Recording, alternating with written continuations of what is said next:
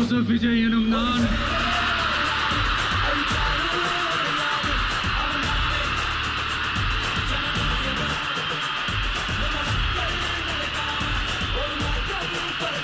சட்டப்படி அமைக்கப்பெற்ற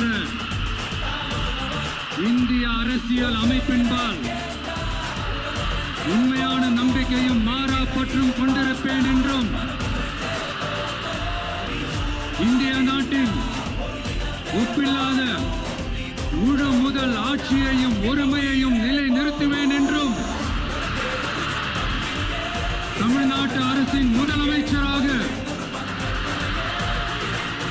உண்மையாகவும் உளச்சான்றின்படியும் என் கடமைகளை நிறைவேற்றுவேன் என்றும்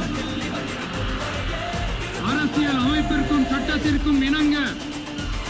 அச்சமும் ஒருதலை சார்பும் இன்றி விருப்பு வெறுப்பை விலக்கி